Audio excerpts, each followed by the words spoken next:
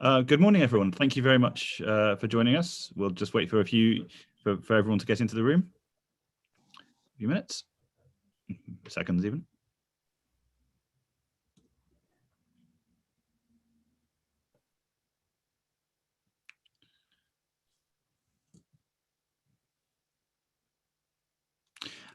Okay, let's kick off. Good morning. My name is Robert Colvile, Director of the Centre for Policy Studies. I'm very happy to welcome you here to this panel supported by Hewlett Packard Enterprise, especially given the competing attractions at Select Committee land this morning.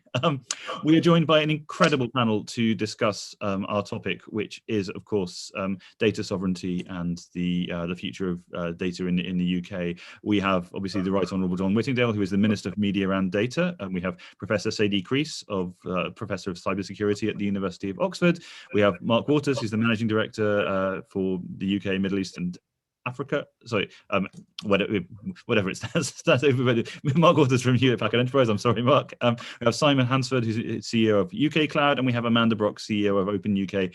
These people all know a hell of a lot more than I do about this. But the context of our discussion is obviously that in the wake of the pandemic, it is incredibly clear to everyone that data is the engine on which government runs and on which an economy runs. And in the wake of Brexit, there is a very big question about whether the UK chooses to pool its rules with other countries, or whether it chooses to go it alone and take advantage of the opportunities. And allied to that, there is a question, which I think we'll be getting into, as to whether with data, as with everything else, it makes more sense to hold things at home or to share with other countries in this slightly more fragile new world. So each of the panelists will speak for a few minutes, and then we'll kick off our discussion.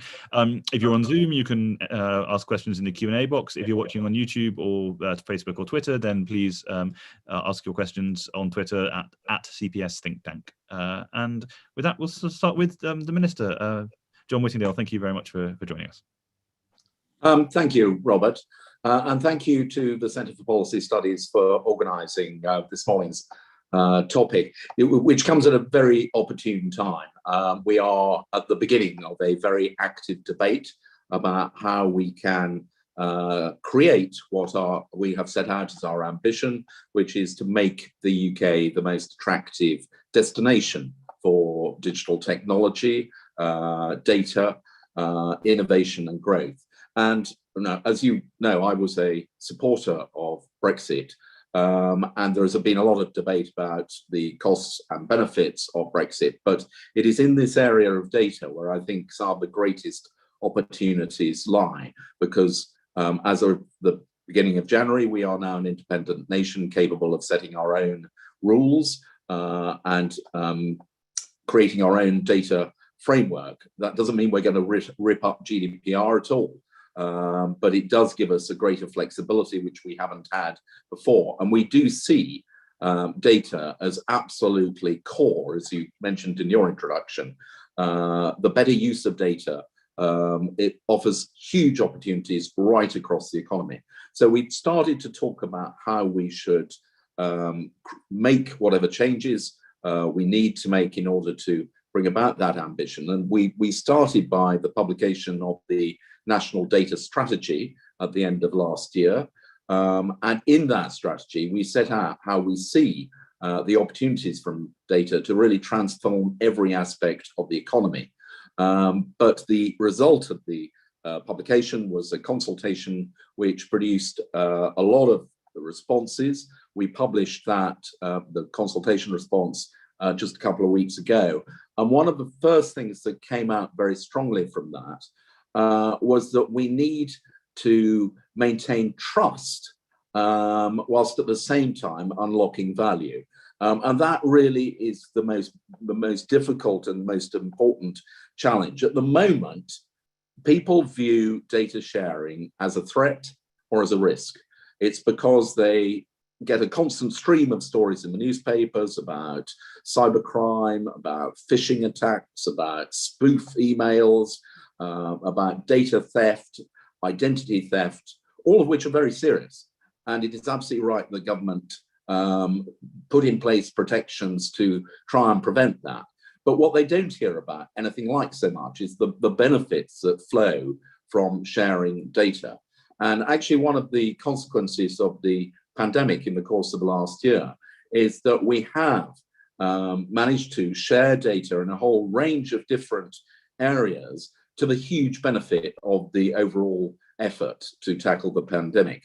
So, things like sharing data about the location and identity of vulnerable members of the society in order that they could receive support from food deliveries or social services or volunteers, right through to the impact of the schemes on struggling sectors, and also obviously in terms of the actual health effort, both in terms of tracking the spread of a disease, testing the effectiveness of our vaccination programs, and using, of course, the track and trace app, which actually has had a very successful take-up. So we are going to learn the lessons from that. COVID has, in some senses, sort of set a high watermark in terms of data use. And what we now need to do is build on that to maintain trust, but at the same time, looking to see how we can reduce the burden of the existing regime, which is considerable, particularly on SMEs, and also provide greater clarity about what is permissible and what is not. A lot of the concerns around data protection law are actually often misplaced. And so part of what we want to do is to create greater legal certainty, to make it easier to share data, and to reduce, as I say, some of the compliance costs and the burdens attached to doing so. We also want to look beyond these shores internationally. We're already in the process of signing a lot of trade agreements in which, for the first time, there has been a digital component, which traditionally has not featured in trade agreements. That was the case in the comprehensive trade agreement that we have reached with the European Union, and indeed the one we have now signed with Japan. And we see digital as offering huge benefits in terms of international trade. And alongside that, to encourage the free flow of data internationally, we are in the last stages of agreeing an adequacy agreement with the European Union, which should be perfectly straightforward since our current data regime is based on the European Union's. But we are looking to reach adequacy agreements with other countries as well, which we now have the freedom to do as a result of becoming an independent country. And so we are working with a number of our partners internationally to try to do that. So we do have an extremely ambitious agenda, and we're very keen that we should maintain a dialogue as we move forward. So as I say, we've published the result of the consultation. We will very soon be publishing a consultation on some of the specific measures that we are examining in order to reform the regime, to make it easier to share data, to encourage innovation and growth, whilst at the same time maintaining a high standard of data protection. And to do that, it is important that we continue to have a wide and open discussion. So we're creating the National Data Strategy Forum, which will begin meeting in the autumn, which I co-chair with Tech UK. But gatherings like this are a really good opportunity to hear from all the various stakeholders about our ambitions and how people would like to see us move forward. So Robert, once again, thank you very much for putting together this morning's discussion. Well, thank you very much. And I'll go straight to Marc. Brilliant. Thanks, Robert. And again, thanks to CPS for setting up today. So Marc Waters, SVP Managing Director at Hewlett Packard Enterprise for the UK, Ireland, Middle East and Africa. We can't miss out Ireland. It's the toe I keep in the EU, so very important. HPE, for those who don't know us, we were formed in 2015 out of Hewlett Packard Corporation. And what we do is we build edge to cloud platforms to enable customers to deliver digital services, technology services, focused on connectivity and 5G, data platforms at scale, and AI supercomputing, and we lead globally on supercomputing, which is an important topic. What I think we can say, I mean, data is certainly critical to our business. It's obvious that data is critical to the future success of the UK economy. I think that's unquestionable. When you get to data sovereignty, I think about it in the terms of UK economic benefit and how we maximize that benefit and share it equally across organizations and people within the UK. Critical enablers for that are standards and interoperability, and also skills, by the way. Having digital skills and data skills within the UK is going to be fundamental to our success. And I think what we need to do is set the terms of reference within the UK for data. And one of the big debate points on that right now is centralized data versus federated data. And I think that's a good area for government to think on. Right now, we are primarily centralized in our data strategy and public sector data policy, which makes a lot of sense because it's enabled us to go quickly and to scale digital services very, very fast. And some of the examples the minister gave are fantastic examples of how that's been done.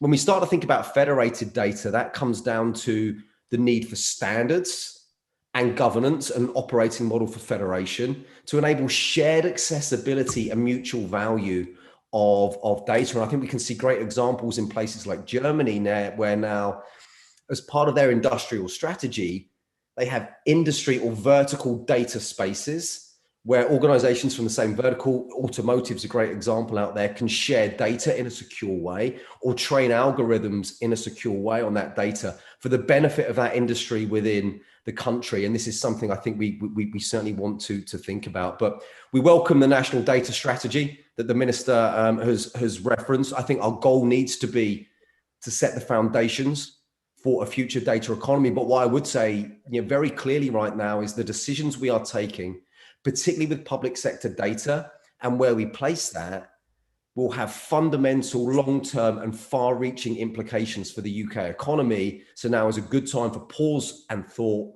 and to really set the terms of reference in the best interests of the UK. Thank you, Marc. And Sadie? Thank you, and thank you for the invitation to speak today. I'd start by saying this. I believe the UK priorities for data sovereignty are actually what they have always been.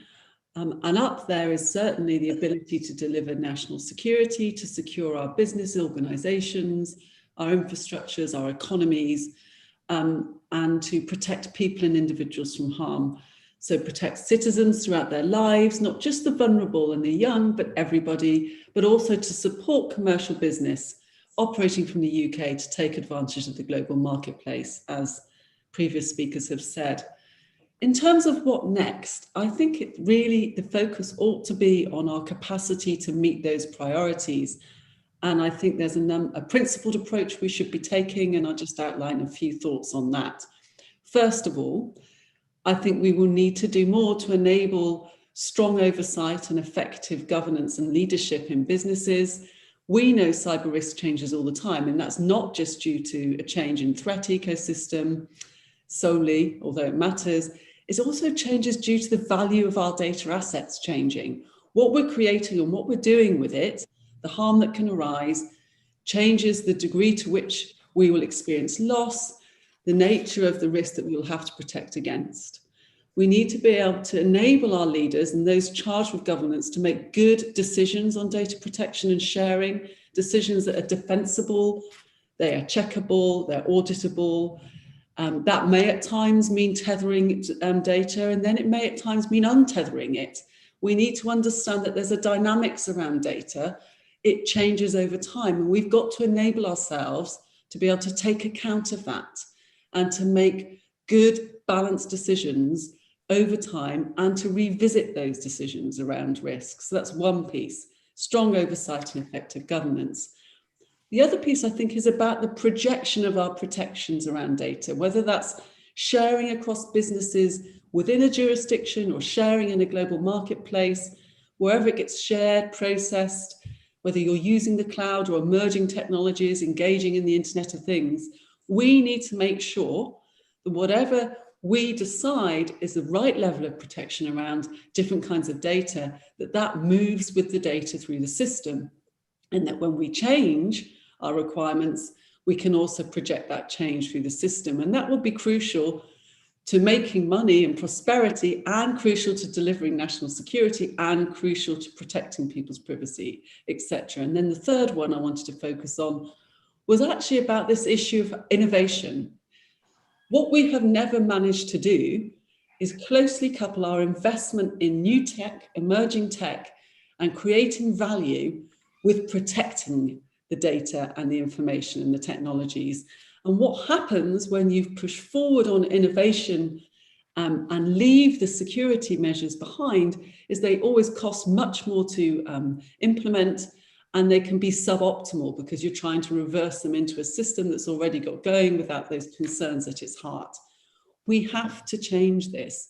We need to make sure, if we want to focus on getting maximal value whilst also protecting our ability to do security and protect that value and there's access to those services, we must mandate that these security measures are considered from the get-go and are part of that innovation space. And ultimately, that will require us to make much better job of joined-up policy across all areas of government. Thank you. Then we'll go to Simon next, and then Amanda. A reminder: please do ask your questions in the Q&A box for when everyone's finished with their opening remarks. Thank you, Robert. I think I'm known to be passionate about our need for government to embrace data sovereignty. So I'm very encouraged to see that in the National Data Strategy, we have an ambition to become the world's #1 data destination. Today, we've got a huge opportunity to grow our own data industry, both in terms of the underlying infrastructure, but also importantly, the technology that extracts value from that data. I think it's widely understood and reported that 94% of all data in the Western world is currently hosted in the US. Now that's a near data monopoly. It does nothing to drive competition, value, or indeed, Sadie, the innovation that we all require. And it's why the US are leveraging their huge data lakes and continue to have a huge economic advantage over us. So it's no surprise that 6 out of the 10 of the world's largest tech companies are US. None are European, none are UK. So this view isn't an anti-globalization stance, it's pro-UK. And I don't think the two are mutually exclusive. Bottom line, today the US has got too much influence and we're sitting and listening to them rather than trying to take the lead. We're allowing the tech giants to extract value from our data, whether that's NHS data or government data that's fueling their AI engines to the detriment of those smart, innovative startups in Oxford, in Cambridge, AI startups that are being starved of access to the same volumes and quality of data. So we've got the richest, most diverse data sets, arguably in the world here in the UK, but we're allowing that data and its value to go offshore. And I think that's muddled thinking. It's naive, it's short-sighted to see data as a commodity subject, that's subject to normal commercial forces. You don't need to be a rocket science to understand that long-term global dynamics if we trivialize data sovereignty. Data's political and economic powerhouse, and it is our future. So it's our duty to be custodians of that, our nation's data. So there's a lot to be commended in the National Data Strategy, an awful lot, but I do think it misses the opportunity by failing to address data sovereignty or considering the need to mirror initiatives such as Gaia-X or indeed the French Sovereign Cloud Initiative. We need to get off our back foot and take, that there's such a huge opportunity ahead of us that we don't miss that opportunity. Thank you. Thanks, Simon. So that's one vote for take back control. Amanda? Thank you very much, Robert, and thank you for including me this morning. I'm Amanda Brock. I'm CEO at an organisation you may not have heard of yet, OpenUK, and we're the industry organisation for open technology. We bring together open source software, hardware and data under that guise of open technology. And I think it's been included today because we are at such an interesting point in time. And I see that for a couple of reasons. One, of course, is geopolitical shift. And the other is digitalization and digital transformation, both of which, as the Minister says, have been accelerated with the pandemic. And what those lead to is both digital and data sovereignty as a movement globally. And we see this, in any country, any area, geographical area across the globe. But at the heart of all of that is data. Whether you're government, whether you're business, you're looking at citizen and business data. If you're in government, if you're a business, you're looking at data for your revenue streams, for your commercialization. Robert actually wrote a brilliant article, which I've shared many times in the Times, about government as a database. I think it's fabulous, and it's exactly spot on. And if we look at the UK and we look at Brexit, what we've got here is a really clear line in the sand, which creates an opportunity. Whatever you think about Brexit, it has created this very, very distinct geopolitical shift with a date and a time. And what that means for us is three things. As the minister and Sadie focused on it, data and citizen privacy, and then data flows and international relations. But I think also we really need to pick up on infrastructure. Now, I've got opinions on all three. I want to see our data respected. I want our privacy respected. I want security around our data. And I also believe we have to see international arrangements that allow data flows from Europe through the UK globally. We have a unique opportunity geographically at this particular moment in time to set these rules, these boundaries between the UK and the rest of the world, and really become a leader in that. But for me, the critical piece is the third piece, and that's the infrastructure. Now, Gaia X has been mentioned. OpenUK is actually one of only 2 organizations from the UK that was a day one member of Gaia X. And Gaia X is a federated infrastructure for Europe. We're at that table for a reason. The reasons are we'll have to collaborate with Europe going forward. We'll need to be able to move data back and forth. They're setting up this federated infrastructure with hubs across countries and would love to have one in the UK. But whether you're looking at a federated model like that, a centralized model that Marc talked about, or the Chinese bifurcation of the internet even, all of that is built on open source software. Whether you're looking at the cloud, whether you're looking at the internet, our database infrastructure, look to the future, look to AI and ML, all open source. You see a company like Microsoft that's gone on a journey where Steve Ballmer 15 years ago would have said open source was a cancer. Today, Microsoft is the world's biggest contributor to open source. And it does it for 3 reasons, and they're not altruistic. The first is if you want to run a cloud business, you have to be able to engage with the open source community and contribute back and shape where it goes. If you want to have customers, today they demand open source. And critically, if you want to employ the best and the young developers, they've all grown up with open source methodologies and ways of working. You simply will not hire them in this competitive marketplace without it. Now, what we overlook in the UK is our status as an open source centre of excellence. And we've been doing a lot of work in OpenUK to help demonstrate that. We've just been too quiet about it. The European Commission has been doing work over the last 2 years looking at valuations based on number of developers. They were working on a figure of 490,000 until Brexit, and they dropped it to 260,000. They almost halved it. We were number 1 in Europe. We just didn't talk about it by lines of code contributed, by number of developers. You look at something like cloud and the cloud native environment, the public cloud, which a lot of open source, a lot of our cloud is built on, we're the 5th biggest contributor in the world. Look at the Perseverance rover going to Mars through NASA, and look at the Ingenuity helicopter, the open source component. We are the 3rd biggest contributor to NASA's project there. And we just miss it. We just haven't shouted about it. So what we really need to do at this point in time is take advantage of this centre of excellence position, take advantage of this skill set, acknowledge that we have this here in the UK and use it to help us build. And as the minister said, we need to build trust and we need to build value. The reason this infrastructure is built in open source is its ability to innovate at pace and at scale and in the most cost efficient way, but also transparently. And that transparency is what creates trust. Thank you very much. We've got some great questions coming in already.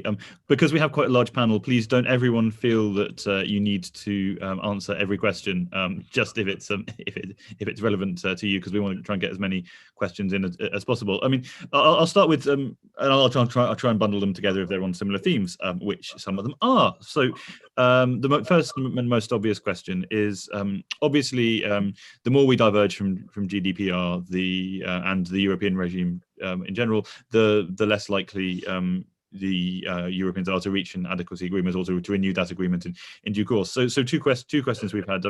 Which of those, what should be our priority on that? Making sure we get adequacy, or making sure we have the advantage of divergence? Also, are we prepared for what happens if we don't actually get the adequacy agreement? John, Robert, shall I start with that? Because yeah. that's a question which is very much towards the top of my in tray. As I said in my earlier remarks, we expected to achieve adequacy because our current regime is essentially the European regime, and we are very optimistic that we will get the final agreement and establishment of adequacy within the next sort of week or so. In order to be adequate, as other countries have shown who have got adequacy agreements with the EU, you do not need to replicate every last dot and comma of GDPR. You need to demonstrate that you are able to achieve the same standards of data protection, and that the regime offers that safeguard and assurance. However, there is flexibility. And so the first thing is that we will be testing what amendments that we could make, which will make the regime more business friendly, to reduce costs, to enable data sharing to take place more easily. And also, as I mentioned, to see whether we could reach agreement internationally on adequacy with other third countries.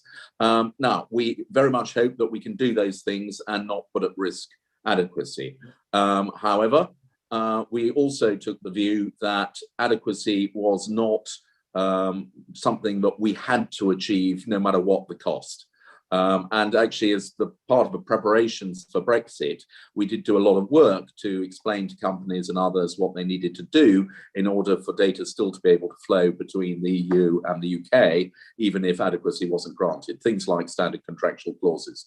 So, we do anticipate that we will get adequacy. We are optimistic that we can keep adequacy, but if this dialogue we're undertaking shows that there is a greater prize, and that we want to diverge, even if it might put that at risk, then that is something that we certainly do not rule out at this stage. And we would encourage people to put in place alternative arrangements which do exist if we get to that point. Does anyone else want to chip in on that? Maybe just make a quick comment on the EU. I think the policy they are pursuing is well aligned with the type of policy that we want to pursue within the UK. So actually good alignment there, I think, is pretty useful, particularly given some of Simon's comments in terms of where data is stored or who is monetizing the value of data. But when you look at federation, and GaiaX was mentioned a couple of times, that doesn't just need to be an EU concept. And I think that type of standardization and federation approach, which the EU are using to drive investment and incent innovation within the EU of technology companies, equally applies within the UK. So I think we're pretty well aligned. So I would hope we can reach adequacy, and I hope we could get well aligned with the EU on data federation as a strategy. And I see no conflict in that. Great. Anyone else, or should we? Amanda? I would just add to that federated data model doesn't have to be the only model we use, but the fact that we can work with the EU on that is going to be critical. We're going to have to be able to bring GaiaX into the UK as well. Okay. Cool. So, and had a couple of questions in sort of slightly contrasting directions, spinning off what Simon asked. So, an anonymous attendee, who I suspect might work for a certain company, says, should the public sector prioritise UK-based cloud providers like UKCloud for data hosting within the UK instead of looking to US firms like Microsoft or AWS? How can the UK start building up its own sovereign data hosting capabilities? By contrast, Victoria Hewson asks, would Simon accept that consumers get value back from the use of their data offshore? Doesn't data sovereignty seem a bit like protectionism? So if anyone wants to tackle that. Well, I'll start. First, I don't think I'm certain it wasn't a planted question. And I completely agree with the last question there, that I don't believe in data protectionism, and there is a global opportunity for all of us here.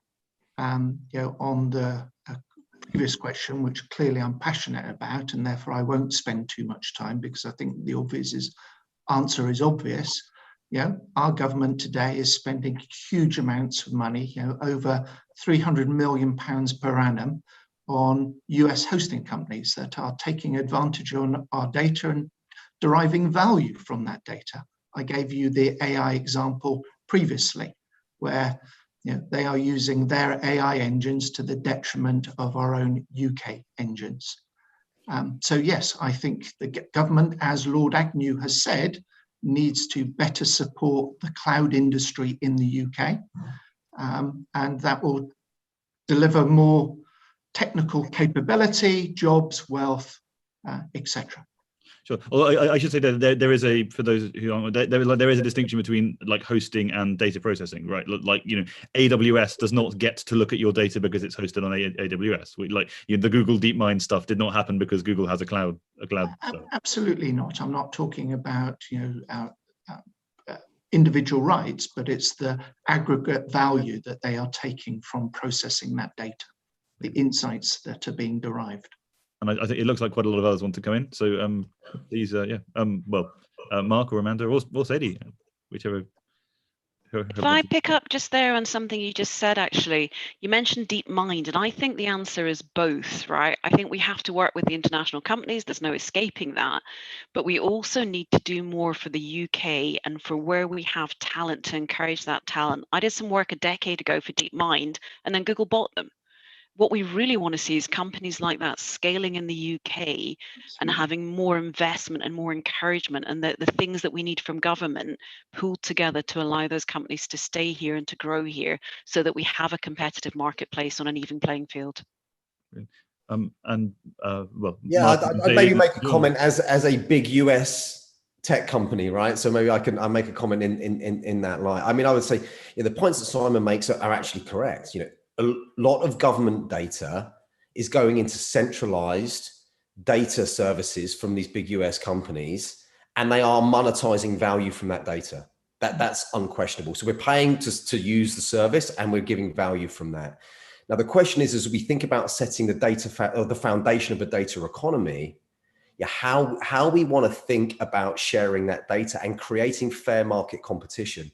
Because if network effects get too big and the data is effectively offshored out of the UK, our ability to incent and drive innovative UK companies to participate is absolutely reduced. And our ability to take that data and share it in a federated way to support industries, which is what the EU are doing, goes away, because we're giving that monetization to very large centralized clouds. Now, I would say there is a lot of value in that. The government has been able to move very, very quickly, because when you use a platform like AWS or Azure or Google, you can scale fast, and that's been needed and been necessary. However, I would say it is time to stop, pause, and think, where is the government putting its data or our data, and who's monetizing that? And I think some support for the UK economy and a federated model where we can see UK companies innovating and benefiting would be highly valuable alongside the big oversteer we've got today. I think clearly, Marc, data in its own right has got no value. Data needs to be processed to derive the value. So we need a data processing industry, all those clever software companies that drive insights, but it also needs a platform to run on. And we need that own national capability around platforms, AKA the French sovereign cloud. Well, can I just make a couple of observations? As I said, we are seeking to sign digital trade agreements with a number of countries, and that is something where we see considerable benefit. However, it has been complicated by, for instance, the recent Schrems ruling, which has cast doubt upon sharing of data with the US and the US cloud agreement. That is something the whole of the EU is going to have to find a way to work through. But the other two interventions which we're making, are around the need to try and have our own more resilient domestic infrastructure. So firstly, I mean, as you know, we're bringing in legislation which will allow us to intervene if the UK critical national infrastructure is acquired by overseas companies and potentially hostile states. And then we're also putting in place a digital markets unit, which will try to create a more competitive market, because I mean, we are concerned about the dominance of some tech platforms and the way in which they're exploiting that. And we've used part of our G7 presidency to discuss with other countries how we can develop greater competition, particularly in the provision of data services and digital infrastructure more generally. Thank you, John. And Sadie, you wanted to come in? Yes, thank you. There's been so much progression in the discussion. I think the main point I would make it right now is this, that it would be a lost opportunity if we turn data sovereignty into protectionism. Data sovereignty is an opportunity. It's an opportunity not just for business, but also for well-being and prosperity of the United Kingdom. And we should be welcoming global business, to my mind, as well as encouraging local grown businesses, and perhaps looking more towards how we can affect policy and build capacity in the UK that enables growth and sharing, and perhaps disentangles that from concerns around whether we ought to be more protectionist. And I'm not sure that's helpful. In fact, I would say that's potentially striking too low in terms of what is achievable in terms of this debate right now. I was going to move on to another, but we've had another question which actually fits quite neatly into this. So David Webster says, scaling in the UK is to constrain the market opportunity. The money is in the global addressable market. My concern would be that attempts to be UK first are counterproductive for building true global rivals to US giants. In other words, even if you have a British company with access to all of the British data, you're still going to be swamped by companies which have access to all of the American data. So, like, isn't the solution more free exchange and less focus on the UK sovereignty? Well, it could be. Why would you do this without the UK? It could be that we get so good at certain aspects of delivering quality, integrity, opportunity, ability to scale, ability to share at speed, whilst also protecting that through the global markets, that we could almost create an opportunity where you wouldn't make a move in the global data markets without having a UK organisation in partnership with you. That may be unrealistic, but that's the kind of ambition I'd like to see us. It needs that far-sighted ambition. Absolutely. Amanda.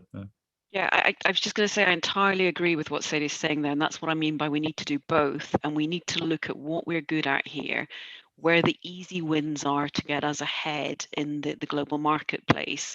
And the infrastructure piece for me is one that we really have to take advantage of at this moment in time, or we're just going to miss out.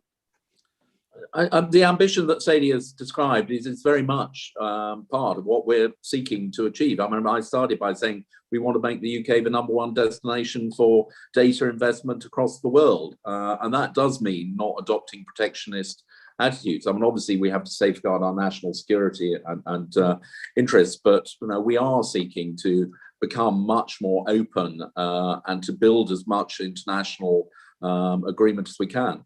The UK has an opportunity to be a global leader in this. Yeah. So I'm going to there's various questions which I'm going to sort of like literally 4 or 5 questions, all on a sort of quite a similar theme, which is trust and privacy. And so we've got John Bullard, who's asking about digital trust. We've got Nathan Eckersley, who's asking about China and how you safeguard your data from other countries who might want to take it. We've got Christopher Burnett, who's asking about how the US can technically look at subpoena data stored on its servers. We've got Mike Crockett asking, he's saying it's not the government's data, it's mine. Hasn't the individual been forgotten in this? We've got Marcus Geisser asking about, who works for the International Committee of the Red Cross, warning about the dangers of sharing too much sensitive data on people in sensitive places. I mean, so I this is a slight cheat because I can't ask all those questions at once, but are we like, how do I mean, this is what John sort of started on really. How do we index Oh, we lost Robert just before the punchline, didn't medical we? and how we, and obviously, he's back. oh, sorry. Robert, we lost you for a second. Okay, well, yes. So basically, how do we balance the economics and the GDP impact and the desire to build a wonderful tech industry here against trust and privacy? Can I just make a comment on sharing of data? I think it's an important point when we go back again to this federated model. You know, these centralized clouds at the moment where we upload data to versus the GAIA-X initiative around federation. One of the technologies behind that is something called swarm learning. And it starts from the concept of the fact that a lot of this data is private. And actually the data is becoming of such a scale that you can't just move the data around to share it anyway. So what you do with a swarm learning model, which is how Germany are building their industry data spaces, is you actually move the learning, the algorithm to the data. The algorithm learns on that set of data and then comes away. You don't move the data. That's the beauty with federation. Whereas when you're uploading it into a centralized cloud somewhere, you are effectively moving the data. So sharing data is sharing the value of it, not the raw data itself. And in a federated model, which again is where the EU are driving this, is that advantage can be taken. I'd also make just a quick point related to kind of this, but the last question is, it's also worth noting that we are investing significant amounts of taxpayer money right now to upload data, because we pay to put the data into large centralized clouds. And that's just maybe something we need to consider in terms of what we're signing up to long term as cost as well as lost value. I have to say, you know, hearing people be nice about EU data policy is quite a shocking change. Amanda. Just picking up at more of a policy level on what Mark's saying there about infrastructure, I think that's the duopoly, right? Where you look at citizen data, and that's where you look local in your protectionism to give citizens trust around the data. And then when it comes to the sort of infrastructure, the standards, the federation, the ability to move that data around globally, that's where you need to have that balance between not being too protectionist locally. And it's definitely, you know, the privacy concerns that are local, but then that globalization and the infrastructure and the way that we interoperate, the standards that we need to put in place. And that's where I think government can really learn from the work that's been done in the last decade in business with the open technology communities, because we've learned how to bring people together across border, across competitive markets to work collaboratively. Sadie, you've got your hand up. Yeah. Although, guys, please feel free just to come in. You don't need to put your hand up. I just wanted to jump in because, of course, not all data is the same. And I'm sure that the vast majority of us would agree that we must be able to protect our nations and ourselves. And national security needs sharing of data, by the way, and that will have its own challenges around threat intelligence, etc. And that is temporal, and that transcends national boundaries, and the ability to do that needs to be protected. So does the ability, I believe, to go after evidence in situations where we're concerned. But looking in a different direction now and addressing this issue of personal privacy, and one of the things that concerns me, for example, is that it's incredibly important that as we open up sharing and we seek to get value, and whether that's new innovations in business, forgive my phone, or whether that's new solutions to medical or carbon footprint reduction, whatever it may be, it's not acceptable, for example, that we allow our young people to be fully profiled before they become adults.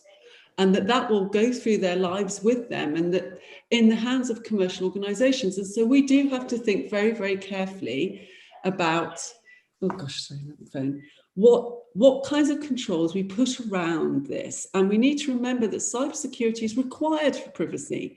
You can't affect privacy for people online without using cybersecurity solutions. One of the approaches that our research has shown has been incredibly important to building trust is that around enabling people to fully understand usage, to consent for usage, to recognize that some data they do own. And I would expand Simon's observations that data has no value until it's processed. I'm not sure. I think raw materials do also have value. And actually, in recent supply chain attacks, we have seen the importance of raw materials before they get built. And many of us will have felt the frustration of the lack of supply of chips for producing new cars and other kinds of technologies around the globe. So raw materials includes data. It does have value, not just to the individuals that it pertains to, but also the organizations that will create value from it. And engaging with processes that recognize the ability to consent over use where that's appropriate, and then not require consent where we have oversight. For example, in the case of going after criminal activity where we need to act quickly and get evidence, and there we are building capacity into leadership and oversight to make sure that those decisions are made appropriately too. So not all data is the same.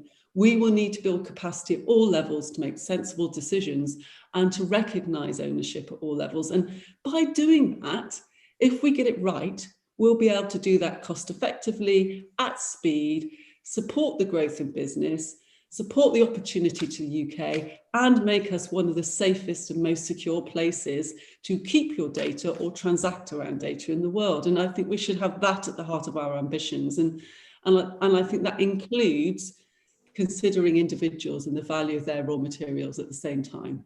Just before John comes in, I actually wanted to sort of praise him, or rather praise the existence of a Minister for Data, because I think one of the issues that we've had in this country has been that data policy and IT policy in general has been extremely siloed within government. I mean, and I say this as someone who has worked on a Conservative manifesto. You can always tell which department has written which chunks of our data policy. There is the Home Office bit about how encryption should be legal and bad people will be found wherever they are, and then there is the bit about being able to buy your TV license, get your driving license renewed online. Then there is the bit. So I think one of the welcome changes recently has been the acceptance that we do need to a more joined up strategy, and having a Minister for Data and having a national data strategy, I think really does help on that. Sorry, John, over to you. I just thought I'd mention that because it chimes with.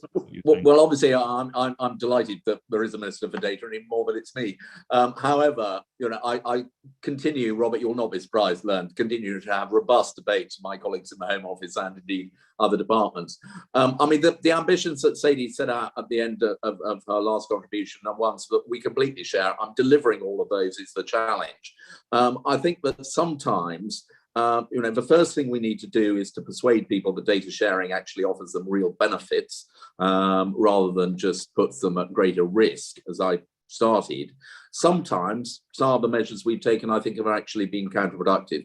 I mean, I think the current consent requirements every time a cookie is installed on your PC actually have undermined data protection because everybody just presses yes. They're so fed up with being asked constantly. And so we need to be proportionate and to, require consent when there is real issues at stake. And just before joining you this morning, I was conducting an interview with one of the applicants that we've had for the post of new Information Commissioner of the UK. It is going to be an absolutely critical appointment because the Information Commissioner has the job both of being the safeguard of privacy and data protection rights, but at the same time, we're very keen that that new appointee should take forward our ambition to try and sort of make the data legislation work better in terms of not holding back growth or deterring technological investment. So, I mean, I think there are some big changes that we need to make, and we are absolutely in the process of addressing those. And as I say, the ICO is going to be a really important part of that. Thanks, John. And apologies to those who are asking questions that we might not be able to get to. I'm going to try and get as many in as I can, but we will probably run out of time because we've only got 10 minutes left.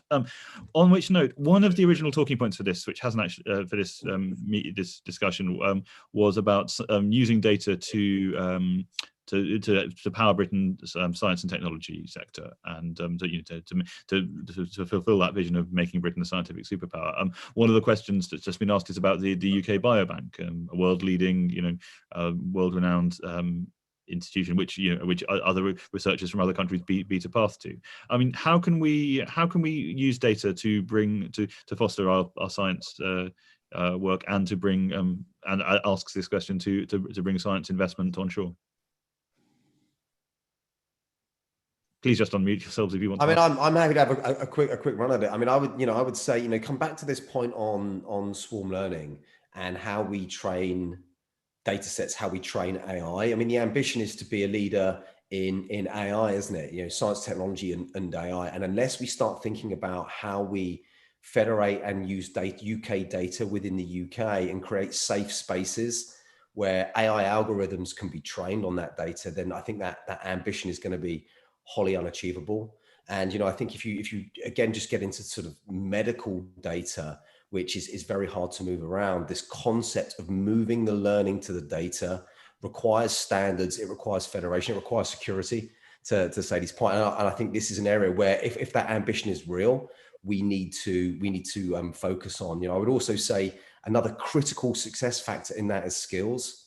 Data science skills and digital skills within the UK are in huge demand, and more needs to be done there. Probably the great example I would use to reflect on government policy really working in this area is the city deal that was done with Edinburgh and the work with Edinburgh University. I think Edinburgh University are champions for the UK on data. The ambition of that city deal is fantastic. Great to see the government working with them. And I think we will create more data scientists in Edinburgh than anywhere else in the UK. And that type of model, which again aligns very nicely with levelling up, is exactly the sort of thing that should underpin our route to being a world leader in AI, science and technology. Although, Marc, given your other hat on, presumably John buying a few supercomputers off you would be my help as well. John, if you're after a supercomputer, we can talk later. I've got a few. I know a man who might be, so I'm sure we can continue to have productive discussions. But John, sorry, did you want to come in on that point about the wider sort of science and technology sector? Well, I mean, obviously I talk to my colleagues in BASE who have responsibility for that particular sector. But no, I mean, the interlinking between, what we're trying to achieve in terms of data reform and the benefits in terms of the wider sectors are absolutely fundamental. So, I mean, I see it as very much a part of it. Cool. Does anyone else want to come in on that? I'll just make the point that clearly we all know we've got some of the leading academics and universities in the world, and we can't invest enough into that sector. But we also need to take their ideas and some of their core research that they've been successful and be able to bring that into industry and monetize that. So we need to go from academia to skills and capability in industry. And again, I think that many times we're missing that opportunity, particularly around this subject and data. Again, goes down to where are those core engineering and research skills into building infrastructure, building platforms?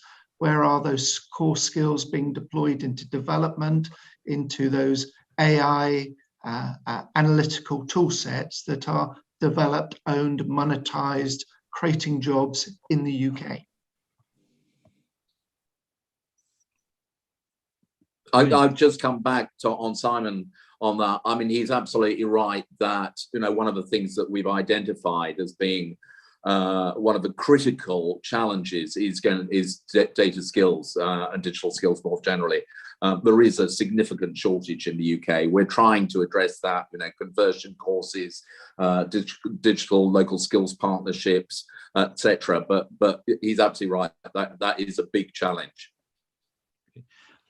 So again, combining a couple of questions. One question says, historically, the rule has been low regulation equals more economic activity. However, data exchange requires common rules and standards. I mean, is there a case that our priority should be to try to build a sort of a common UK, EU, US data area to stand against the sort of the Chinese internet, where Chinese firms have access to enormous amounts of data on the population there, and also a question from a sort of follow-up question from John Bullard about whether the UK's common law lends itself nicely to being a sort of liability mechanism for this kind of thing, especially we're in this federated world that we were talking about.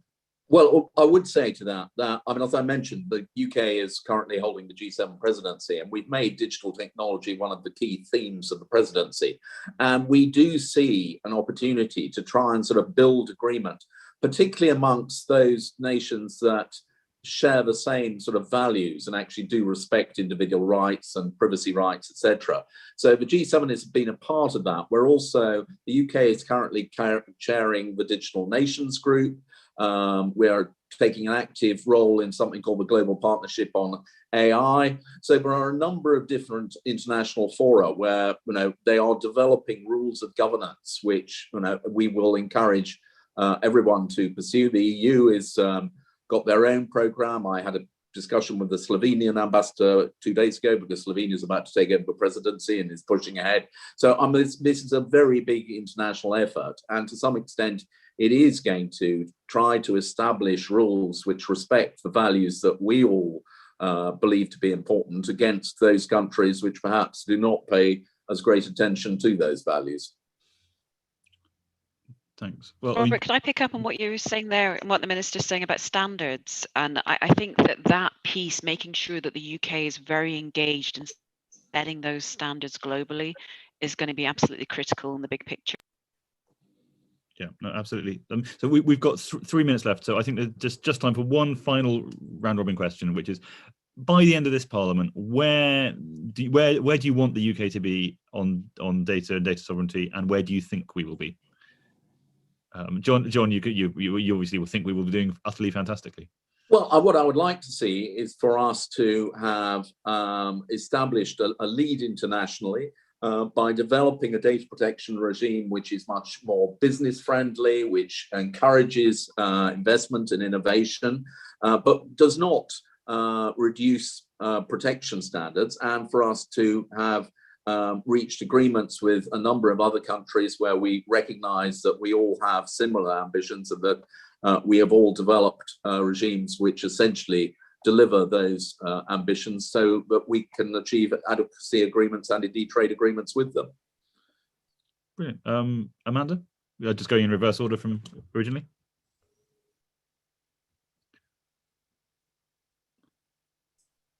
I'm very much hoping that we're going to see what the minister's suggesting, and that we will be on a federated and open infrastructure by that stage. Simon? By the end of Parliament, to think that we see those seeds of becoming the world's #1 destination for data would be an amazing achievement. But then I think on back of that, we need that national capability in infrastructure and skills that really allow us to take maximum advantage of those huge data lakes. Sadie? And by the way, the skills piece, I think everyone is entirely agreed on it. And in support of all the above, I'd like us to have created an environment where all our business leaders are cyber savvy, and that means that they can both protect our data's integrity, as well as taking good and strong opportunities around technology and data. So I'd like to see capacity built in the leadership and oversight of our organisations. And finally, Marc. I think it's been well said. The challenge I'd set down probably to the minister or government in general is to go faster on federation and be more deliberate in pushing departments on making choices on where they put their data. To look closely at Gaia X, and I'm pretty sure, speaking on behalf of him, that Simon and I would happily work together to very quickly, in partnership with government, say how we could have a Gaia X UK instantiation in place much before the end of next Parliament, maybe before the end of this calendar year. Love to do that with you, Marc. Well, thank you all very, very much for a fascinating discussion. And thank you obviously to HBE for supporting this event. And please, the standard appeal, if you want to come to more things like this and find out more about what we do, please follow @CPS Think Tank. Please sign up to our newsletter. We do, we try to be as interesting as possible, as frequently as possible. But in the meantime, thank you all so much for joining us today. Thank you to all of our panelists, and have a very good day. And let's see what Dom's been saying while we've been talking about data. Cheers.